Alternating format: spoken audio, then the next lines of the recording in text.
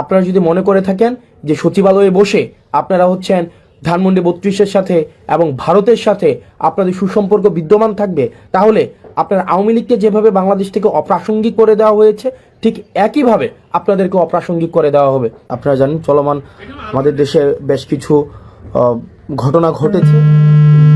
ঘটনার পরিপ্রেক্ষিতে সার্বিকভাবে আমরা বিষয়গুলো নিয়ে কথা বলবো। প্রথমত যে বিষয়টি সেটি হচ্ছে যে আমরা আওয়ামী লীগের প্রতি এক ধরনের সিম্প্যাথি ক্যাম্পেইন আমাদের রয়েছে। আমাদের মধ্যে কালচারাল যে হিজামনিটা আওয়ামী লীগ ক্রিয়েট করেছে, তাদের মধ্য দিয়ে আমরা দেখছি আওয়ামী প্রীতি, যে আওয়ামী লীগের প্রতি একটা সিম্প্যাথি দেখানোর চেষ্টা করা হচ্ছে যে আওয়ামী লীগ এটা করেছে সেটা করেছে, আওয়ামী লীগের প্রতি ন্যায্যতা নিশ্চিত করা হচ্ছে না, আওয়ামী লীগকে বাকস্বাধীনতা থেকে তাদেরকে রুদ্ধ করা হচ্ছে, তাদেরকে সভা সমিতির থেকে বঞ্চিত করা হচ্ছে, এই ধরনের কথাবার্তা বলা হচ্ছে। আপনারা যে জায়গা থেকে যুক্ত হচ্ছেন আপনাদের সবাইকে সালাম জানাচ্ছি, আসসালামু আলাইকুম। তো দেখেন, আপনাদের যেটা বলা হচ্ছে এটা হচ্ছে আওয়ামী লাস্ট যে কার্ড রয়েছে, আওয়ামী লীগের সর্বশেষ যেই অস্ত্রটা সেটা হচ্ছে এই কালচারাল হিজেমনি। এই যে আওয়ামী লীগের কিছু দেখবেন ওই যে ধানমন্ডি কেন্দ্রিক, তারপরে হচ্ছে আপনাদের এফডিসি কেন্দ্রিক কিছু ইস্যু ছিল যে আওয়ামী লীগ সেগুলোকে নিয়ন্ত্রণ করে, কালচারাল জায়গাটাকে নিয়ন্ত্রণ করে সেখানে আওয়ামীফিকেশন করা হয়েছে। এই আওয়ামীফিকেশন করার পরে আওয়ামী লীগের লাস্ট যে ট্রাম্প কার্ড সেটা হচ্ছে এই কালচারাল হিজামনি দিয়ে চেষ্টা করছে। আপনাদেরকে একটা জায়গায় স্পষ্ট করতে চাই, আওয়ামী লীগ কোনো রাজনৈতিক দল না। আওয়ামী লীগের যেই ইন্টারপ্রিটেশনটা যেটা হয়েছে, আওয়ামী লীগ কোনো রাজনৈতিক দল না। আওয়ামী লীগ হচ্ছে একটা ফেসিবাদী শক্তি। এই ফেসিবাদী শক্তির একটা হচ্ছে ফেসিবাদী সংগঠন রয়েছে। তাদের যে ভিত্তিটা, সেই ভিত্তিটা হচ্ছে এটা মিথ্যার উপরে প্রতিষ্ঠিত, এবং তাদের যেই হচ্ছে ব্যাকগ্রাউন্ড, তাদের যেই প্রচারণা এটা হচ্ছে মিথ্যা, তাদের ম্যানিফেস্টো হচ্ছে মিথ্যা এবং প্রপাগান্ডা। তাহলে আওয়ামী লীগ যে বিষয়টা সেটা হচ্ছে আওয়ামী লীগ কোনো রাজনৈতিক দল না। আওয়ামী লীগ হচ্ছে একটা ফেসিবাদী সংগঠন যাদের মূল জায়গাটা সেটা হচ্ছে মিথ্যা এবং প্রপাগান্ডা। এই মিথ্যা এবং প্রপাগান্ডার উপরে তাদেরকে সাপোর্ট দেওয়ার মতো একটা অভিজাততন্ত্র রয়েছে, একটা অভিজাততন্ত্র বা অলিগার্ক শ্রেণী। এই অলিগার্ক শ্রেণীটাই হচ্ছে আওয়ামী লীগকে কিন্তু এতদিন পৃষ্ঠপোষকতা দিয়েছে, এবং এই অলিগার্ক শ্রেণীর সাথে আওয়ামী লীগের একটা রিসিপ্রোক্যাল সম্পর্ক ছিল, যে আওয়ামী লীগ তাদেরকে ফেসিলিটেট করেছে। আপনি 10-12টা কোম্পানি, 10-12টা গোষ্ঠী তাদেরকে ফেসিলিটেট করেছে, এবং আওয়ামী লীগকে তারা ফেসিলিটেট করেছে। এবং দিন শেষে যেটা হয়েছে, আওয়ামী লীগ একটা জনবিবর্জিত একটা দলে সেখানে পরিণত হয়েছে। নচেত 5ই আগস্টে যে ঘটনা ঘটেছে, আপনারা দেখেছেন যে আওয়ামী লীগের বলেছে যে এশিয়া মহাদেশের সর্ববৃহৎ সংগঠন, আওয়ামী লীগের সাথে আরও সম্পৃক্ত যে সংগঠনগুলো রয়েছে, তা সত্ত্বেও কিন্তু একটা মানুষকেও রাস্তায় পাওয়া যায়নি যে আওয়ামী লীগকে ডিফেন্ড করার মতো একজনকেও পাওয়া যায়নি। তা আওয়ামী লীগের সাথে বেসিক্যালি যে সম্পর্কটা ছিল সেটা হচ্ছে স্বার্থের সম্পর্ক। এখন এই ফেসিবাদ পরবর্তী সময় আওয়ামী লীগ তো এই দীর্ঘ 1.5 দশকেরও বেশি সময় ধরে আপনার ন্যূনতম আপনার যেটাকে বলি যেই মৌলিক অধিকার ছিল, নাগরিক অধিকার ছিল, এই নাগরিক অধিকার পর্যন্ত কিন্তু আওয়ামী লীগ আপনাকে দেয়নি। আওয়ামী লীগ একটা নাগরিক যেই অধিকার রয়েছে আপনাকে নাগরিক হয়ে ওঠার সুযোগ দেয়নি। আওয়ামী লীগ আপনাকে প্রজা বানিয়ে রেখেছিল। একটা মানুষ যে নাগরিক হয়ে উঠবে, নাগরিকের সাথে রাষ্ট্রের কিছু কমিটমেন্ট রয়েছে, নাগরিকের সাথে রাষ্ট্রের কিছু আপনার লিগ্যাল কিছু কমিটমেন্ট রয়েছে। এই কমিটমেন্টের মধ্য দিয়ে জনগণ নাগরিক হয়ে ওঠে। আওয়ামী লীগ কিন্তু একটা মানুষকে নাগরিক হিসেবে কখনোই স্বীকৃতি দেয়নি। আওয়ামী লীগ প্রজা বানিয়ে রেখেছে এই দীর্ঘ 1.5 দশকের বেশি সময় ধরে। এখন আজকে এই 1.5 দশকের বেশি সময়ের পরে আমরা যেটা হচ্ছে যে আওয়ামী লীগের সাথে আমাদের সম্পর্কটা কেমন হবে। আওয়ামী লীগের সাথে আমাদের সম্পর্কটা দেখেন, আমরা এই বিষয়টা খুবই স্পষ্ট যে আমরা পোস্ট আওয়ামী সিচুয়েশন এখন রয়েছে। আওয়ামী লীগ বর্তমান বাংলাদেশে অপ্রাসঙ্গিক। আওয়ামী লীগ বর্তমান বাংলাদেশে যদি প্রাসঙ্গিক থাকতোই তাহলে 5ই আগস্ট হতো না। আপনি দেখেন যে ধানমন্ডি 32 আওয়ামী লীগের কিবলা বলা হয়, আওয়ামী লীগের তীর্থস্থান বলা হয়। এই যে আওয়ামী লীগের তীর্থস্থানকে মানুষ স্বপ্রণোদিতভাবে আপনাদের ভেঙে ঘুরিয়ে দিয়েছে। আপনি পেয়েছেন আওয়ামী লীগের কাউকে যে এটাকে আটকানোর জন্য? কাউকে পান নাই, একজনকেও পান নাই। এখন দেখেন আওয়ামী লীগের যে মিডিয়া সন্ত্রাস রয়েছে, বট বাহিনী রয়েছে, আওয়ামী লীগ যে আপনার 260 বিলিয়নের বেশি টাকা বিদেশে পাচার করেছে, সেগুলোর অর্থায়নে এখনো পর্যন্ত কিন্তু এই রাষ্ট্রের এগেনস্টে ষড়যন্ত্র অব্যাহত রয়েছে। আপনার আমার জায়গা থেকে আমাদের একটি বিষয় খুবই স্পষ্ট করতে হবে। আমরা 2টা দলে আমাদেরকে ভাগ করে নিতে হবে। এক হচ্ছে নির্যাতক এবং নিপীড়ক। একটা হচ্ছে নির্যাতিত এবং নিপীড়ক, এই দুই দলে ভাগ। একটা হচ্ছে নির্যাতক এবং হচ্ছে নিপীড়িত, দুইটা শ্রেণীতে ভাগ। আমরা ছিলাম নির্যাতিত, নিপীড়িত, আর আওয়ামী লীগ হচ্ছে কি নির্যাতক এবং নিপীড়ক।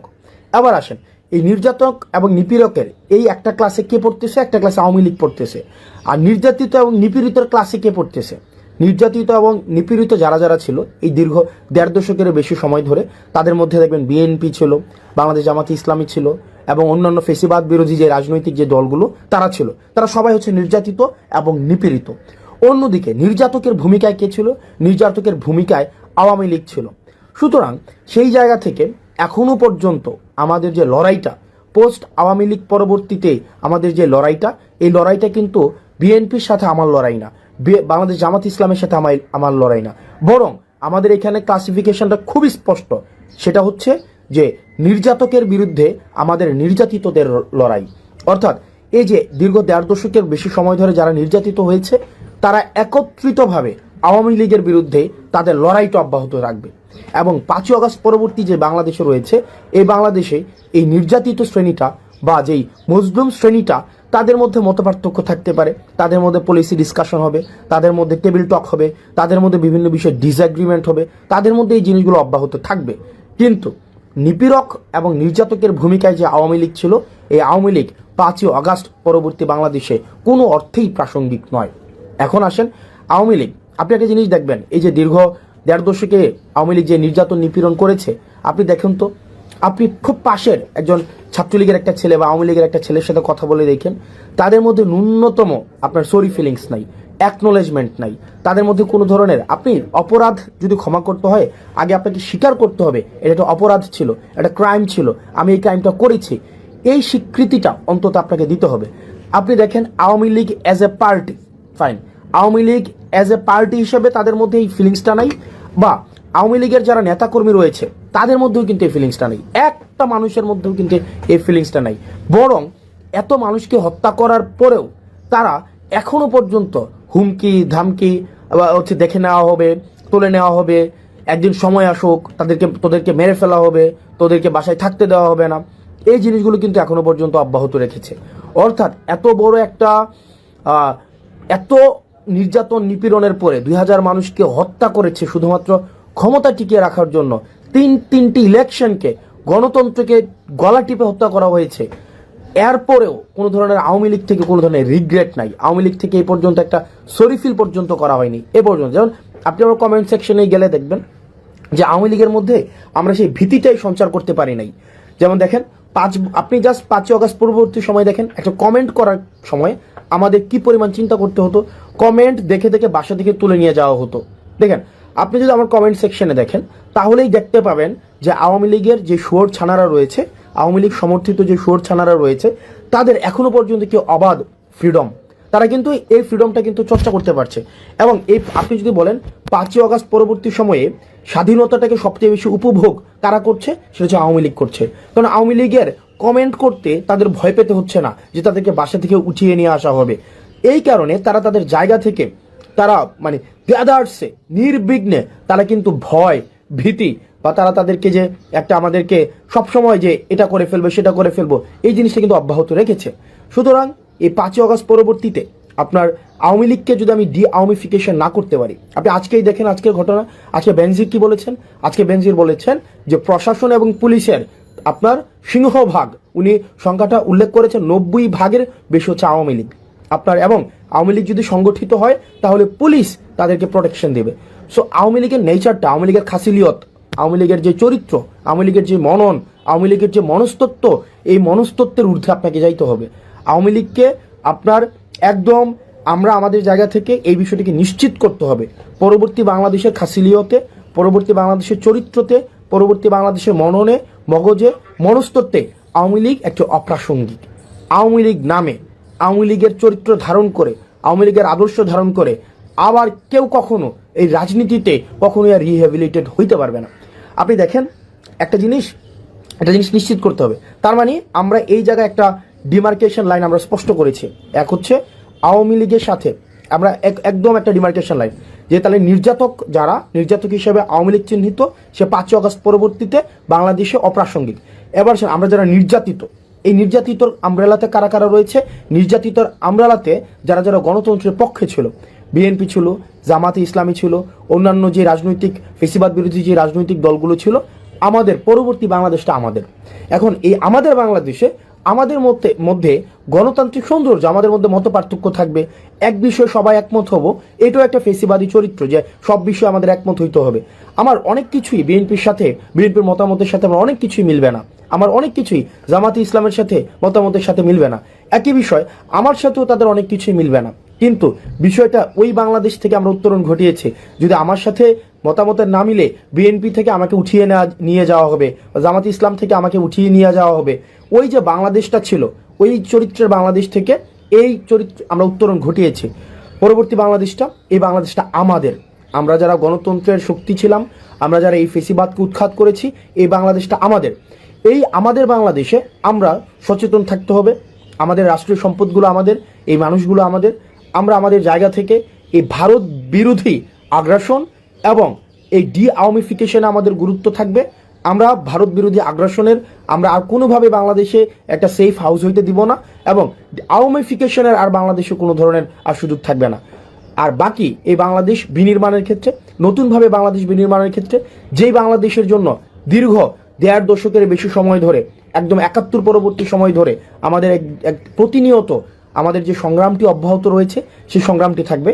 তবে সেই ক্ষেত্রে আমাদেরকে একটি জিনিস নিশ্চিত করতে হবে যে কোনো ধরনের জাতীয় সম্পদের আমরা কোনো ক্ষতি করব না।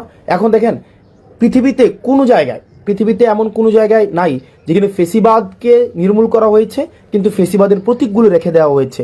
সুতরাং এই যে ধানমন্ডি 32টা, সেটা 5ই আগস্টে এটা হচ্ছে একদম ধূলিসাৎ করে দেওয়ার কথা ছিল। 5ই আগস্টে এটা ঘৃণাস্তম্ভে পরিণত করার কথা ছিল, সেটি পরবর্তীতে এসে মানুষ স্বতঃস্ফূর্তভাবে করেছে। এখন বর্তমানের জায়গায় আমাদের যে দায়িত্বটি হবে, সেটি হচ্ছে আমাদের এই বাংলাদেশটাকে বিনির্মাণ করতে হবে, যেখানে নানা মতের এবং নানা পথের সেখানে মানুষের জায়গা হবে। সেখানে যারা নির্যাতিত ছিল এতদিন, তাদের জায়গা হবে। আর নির্যাতক যারা এবং নিপীড়ক যারা, তাদের আগে বিচার নিশ্চিত করতে হবে। আওয়ামী লীগের বিচার নিশ্চিত করতে হবে। আওয়ামী লীগকে পলিটিক্যালি, এই আদর্শ নিয়ে পলিটিক্যালি ফাংশন আর কোনোভাবেই কখনোই করতে দেওয়া হবে না। আমাদের পরবর্তী বাংলাদেশটা আমাদের। যারা নির্যাতিত ছিল, ইন জেনারেল যারা নির্যাতিত ছিল, আমাদের পরবর্তী বাংলাদেশটা আমাদেরকে গঠন করতে হবে।